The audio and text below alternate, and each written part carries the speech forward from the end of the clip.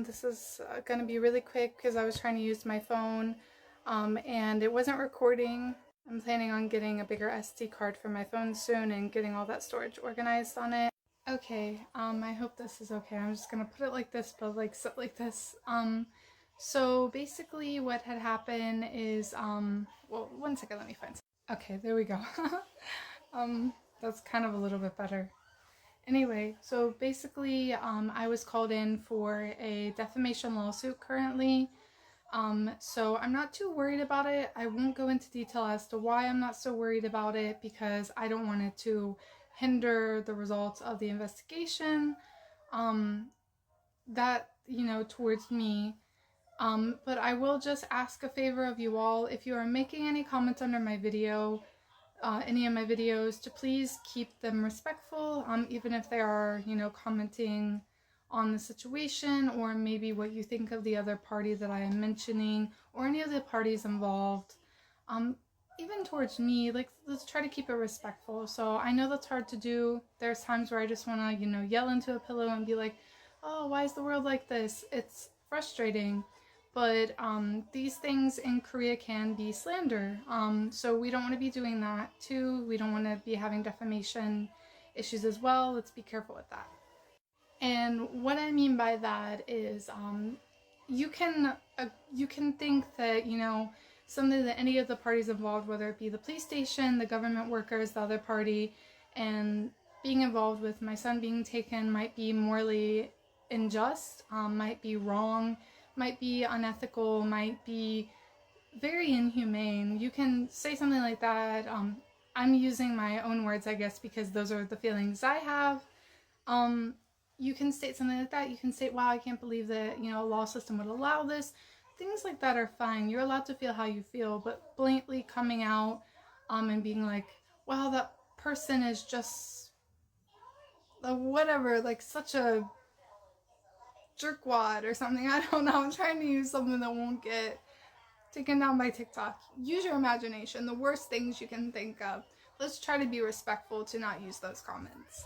Well, one second. Dada said you're not allowed to be in these videos. No. Sorry about that. I'm trying to respect what their... no, you're not trying to respect their father's wishes on not putting them online too much, which with everything going on in the world nowadays, I fully agree on. That's why my Instagram is now privatized, because there are creepers in the world. Sadly, that's a reality we have to come to. Anyway, so let's just try to be respectful with our comments. Let's use this one instead. That's more comfy. Anyway, let's be respectful with our comments. Another thing is, like I said, I'm not too worried about the defamation lawsuit. From, the investigation that I went to and what we were reviewing and the questions that were asked, I'm not that much worried about it. Let's just try to make sure that, my page and my content remains what it's really for, which is to inform people, on the laws and how things work here, and hopefully push for some change. I feel like if enough people speak out on an issue, change will eventually happen. But do I think it might be in my generation, it's not just for foreigners too. These things happen to Korean women, Korean men as well. And I won't say too much about it, but the article that I was in, briefly, very briefly, because it did get cut down, in Chongan Daily, I think I'm saying it right.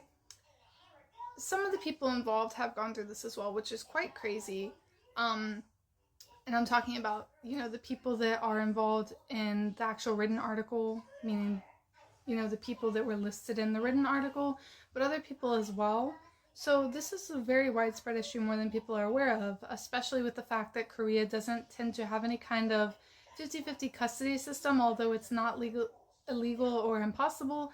They just really don't even go into conversation for that. So these, parental kidnappings tend to happen quite often between Korea as well as Japan is one of the major, even more bigger countries with an issue of parental kidnapping than Korea.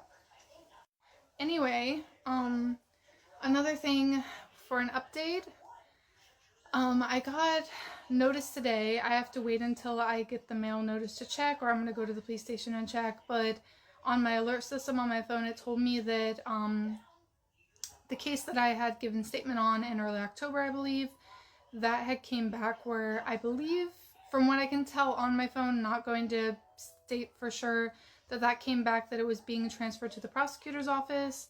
And I'm pretty sure that's the one that I gave statements saying, you know, my father-in-law had came up to me. I won't say too much more in this video because you can go watch my other videos about it, but there should have been body cam footage of it. Go back, watch some of my other videos just so I'm not getting, you know, in trouble on here for stating more about it until I can confirm whether it's being prosecuted or not. But I'm pretty sure that that's the case. So these are, if you, some of you are not aware, when you're going through, let me pause it for a second just in case it kicks.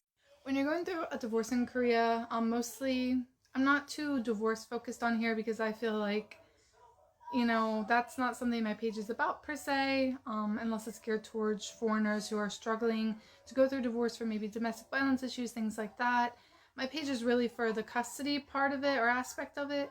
So, you know, some things you might be able to use though for helping your case for a is it called a dissolution? Oh, I'm losing my words. You know, dissolving the marriage and showing that there is a reason, because in Korea they do not have what do you call it? No fault divorce. In Korea, there must be a party that would be at fault, and that person would end up being the one, I believe, to cover most of the expenses for the divorce once the divorce is finalized, meaning like lawyer bills, things like that. So in my case, I believe both parties had agreed upon or made separate petitions and they got put together. However, eventually someone likely will be found at fault because sadly there's no,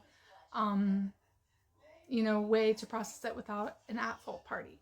So some of the things you might be able to use for that in Korea would be proving that there was mistreatment with the family that took you in, meaning like your in-laws, you know, obviously child abuse, domestic violence, financial abuse. That's pretty typical no matter what country you're working in, or not working in, going through these things in. That's the same case for the US as well, although financial abuse or abandonment is kind of an iffy thing here because I don't think they take it quite seriously.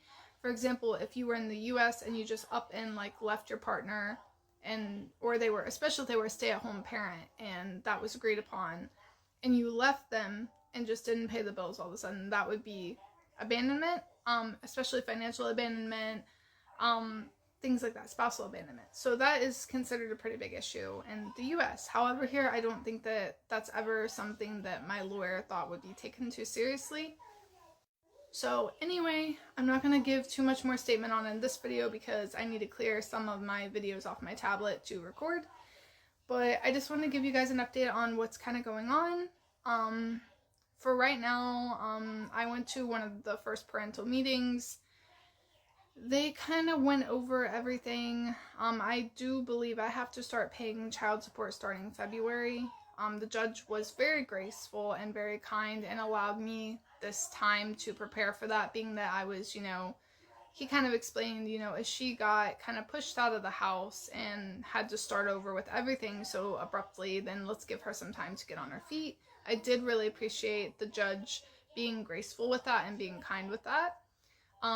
And I've come to the conclusion that while parental leave can absolutely give me the opportunity to make it to court, make it to visitations, make it to parental meetings, because visitation, obviously, I want to go anyway, but it's mandatory.